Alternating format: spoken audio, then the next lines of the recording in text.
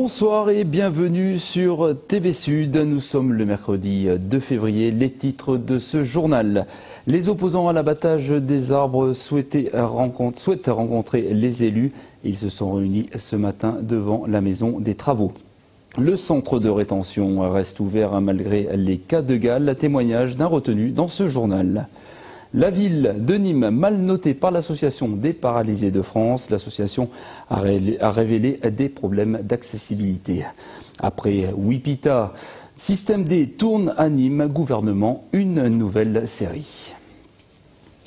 Et pour commencer cette édition, attention, demain, une grève est annoncée dans les écoles. À l'appel de plusieurs syndicats d'enseignants, les professeurs seront dans la rue un peu partout en France. Les enseignants dénoncent des suppressions de postes pour la rentrée prochaine. Dans le département, une cinquantaine de postes pourraient manquer à l'appel en septembre prochain. D'après la FSU, dans le Gard, 40% des enseignants devraient faire grève demain. La manifestation est prévue à partir de 14h30 et le départ sera donné de la Maison Carrée. La mobilisation continue ce matin. Les opposants à l'abattage des arbres se sont retrouvés devant la Maison des Travaux, boulevard Gambetta, pour interpeller l'élu responsable des espaces verts. Suite aux différents mouvements de ces derniers jours, hier, pour éviter tout accident, la Société d'élagage, en accord avec la mairie, a décidé de suspendre l'abattage. Aujourd'hui, les tronçonneuses étaient encore à l'arrêt. Récit de cette journée, Pascal Paradis et Patrick Gravier. Il y avait une petite lueur d'espoir ce matin à la Maison des Travaux 2. Une rencontre entre Françoise Martin, adjointe aux espaces verts de la ville de Nîmes, et un petit groupe d'opposants à l'abattage était enfin organisé. Mais déception à la sortie, ce sera le statu quo. Il n'y a pas trop de nouvelles puisque Mme Martin s'est retranchée sur... elle ne peut pas être l'élu, elle n'est pas l'élu du TCSP. On a abattu des arbres sans autorisation. Il n'y a pas l'autorisation pour abattre ces arbres. Les opposants, toujours aussi déterminés, ont déposé un recours au tribunal administratif, en jouant sur le non-respect de certaines procédures. Hier, le président du tribunal nous a dit que c'est un délibéré. Voilà, les délibérés, ça peut durer un jour, 2 jours, des fois 15 jours, des fois 6 mois. Un arbre, une fois qu'il est abattu, on ne peut pas le recoller, malheureusement. Le collectif anti-abattage est soutenu par des riverains, mais aussi par des organisations politiques.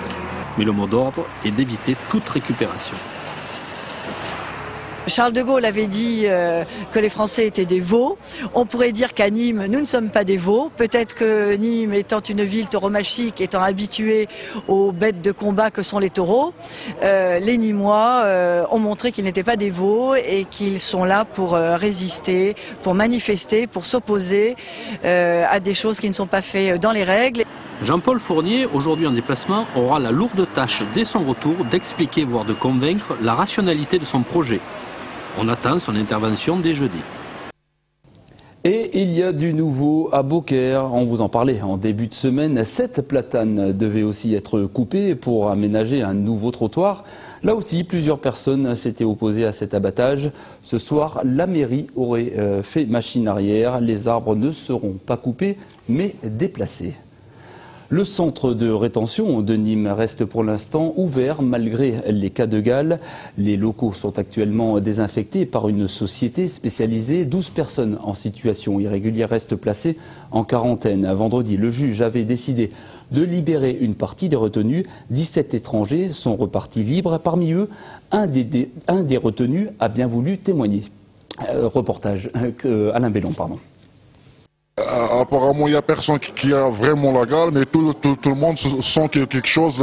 Bon, il se gratte juste un tout petit peu, mais bon. Le 2 février, l'administration a déclaré 2 cas de Galles au centre de rétention de Nîmes. Mais cela aurait débuté dès la mi-janvier. Elle s'est déclarée à ce moment-là, mais on a commencé à avoir des signes qu'il se passait des choses bizarres le 2 février, quand certains retenus n'ont pas été présentés en audience. Et le juge ne comprenait pas très bien pourquoi, et les avocats non plus. Alors on a écouté ce qui se passait aux audiences et on a appris qu'il y avait la gale, qu'un protocole avait été mis en place, mais pas très bien suivi d'ailleurs, et qui faisait qu'on essayait à tout prix de garder le centre de rétention ouvert, parce que apparemment, comme celui de Marseille était fermé, celui de Nîmes était utilisé à plein pot. Les personnes retenues au centre de rétention de Nîmes auraient manqué d'informations sur leur situation sanitaire. À un certain moment, on ne savait rien de ce qui s'est passé. À un certain moment, on nous disait qu'il y a une petite maladie gale ou quelque chose comme ça. Et ils nous ont dit, bon, il faut prendre des cachets par prévention, parce qu'il n'y a rien. De toute façon, il faut prendre des cachets par prévention et prendre la douche avec un produit. Et à un certain moment, les gars, ils ont refusé de mettre d'autres habits parce qu'il faut mettre leurs habits aussi en quarantaine. Ils ont refusé de mettre des habits de d'autres gens qui ne connaissent pas.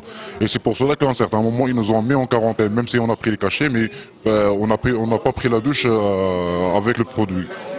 Demain, le juge des libertés et de la détention délibérera sur le devenir des 12 personnes retenues au CRA de Nîmes. Les chiffres de la sécurité routière sont tombés aujourd'hui et ils ne sont pas bons. 320 morts sur les routes de France au mois de janvier, soit une augmentation au niveau national de plus 21%. Dans le Gard, le constat est encore plus alarmant. Le nombre de tués sur les routes du département a doublé par rapport à l'an dernier. 8 morts contre 4 en janvier 2010. Le nombre d'accidents a aussi augmenté de 18%. Les magistrats de Nîmes sont toujours mobilisés. Hier, la grande majorité des audiences n'a pas été assurée et aujourd'hui, les couloirs du tribunal sont encore restés vides. Les magistrats dénoncent les propos de Nicolas Sarkozy. Le président de la République avait affirmé des dysfonctionnements graves des services de police et de la justice dans l'affaire Laetitia. Demain, les magistrats de Nîmes ont prévu de se réunir pour décider de la suite de leur mouvement. Je vous propose d'écouter l'un des représentants du syndicat de la magistrature de Nîmes au micro d'Alain Bellon.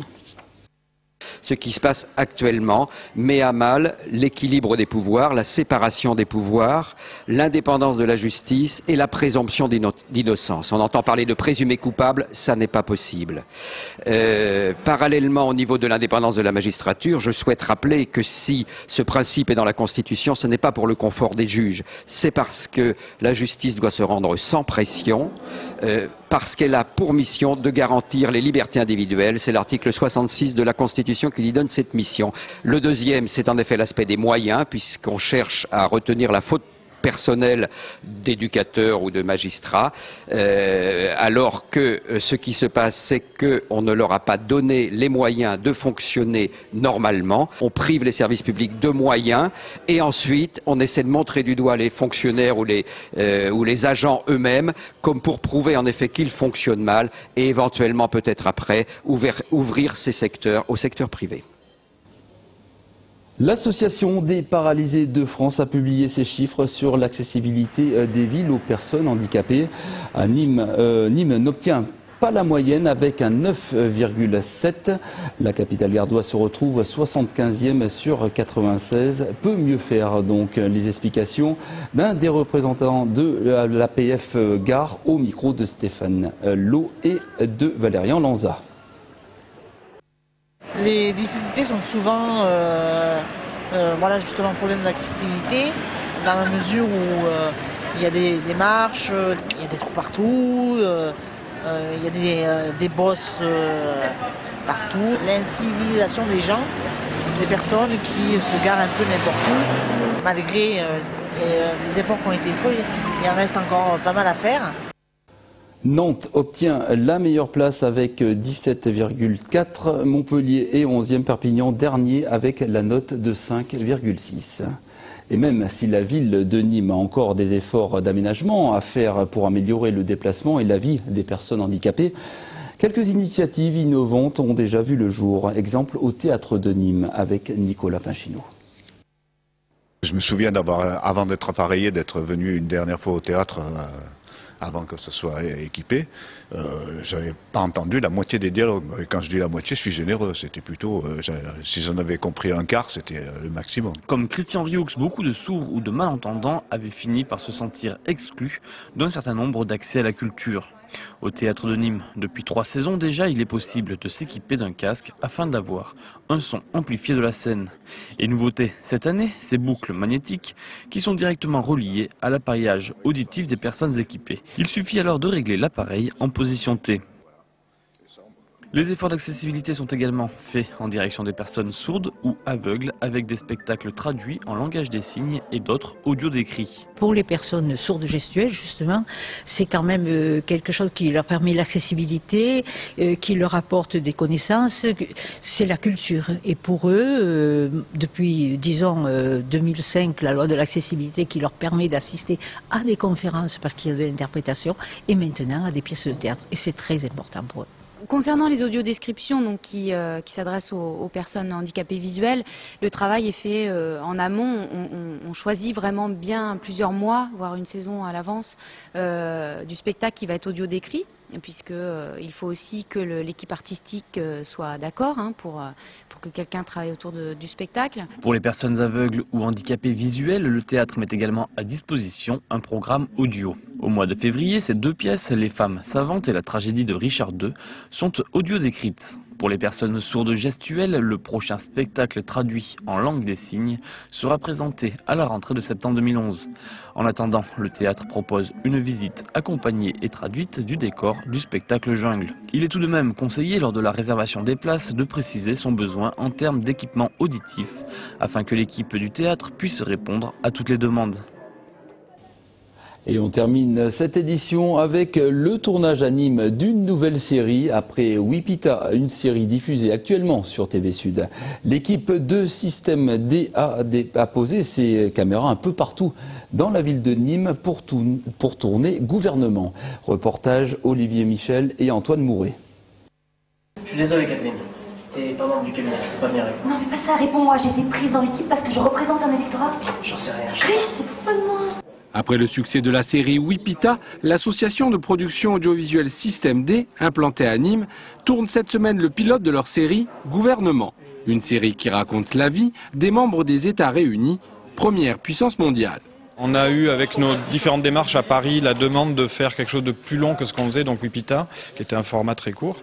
Et du coup, on a lancé un pilote de 26 minutes, qui est un format un peu plus long, avec une écriture différente, avec un côté feuilletonnant. C'est une vraie série, quoi, avec beaucoup plus de personnages, qui ont plus de relief, etc. quoi. Particularité de cette production, elle repose sur le bénévolat. Les décors, les costumes, le matériel sont financés en partie par le Conseil général du Gard. Quant aux techniciens et acteurs, dont certains sont professionnels, ils jouent le jeu gratuitement. Alors moi je viens vraiment du théâtre classique, conservatoire, Cours Simon. J'ai fait beaucoup de théâtre entre guillemets classique. Après je suis partie dans le café-théâtre et le théâtre de rue. Ce type d'aventure, on sait que c'est sur le bénévolat, alors pourquoi participer?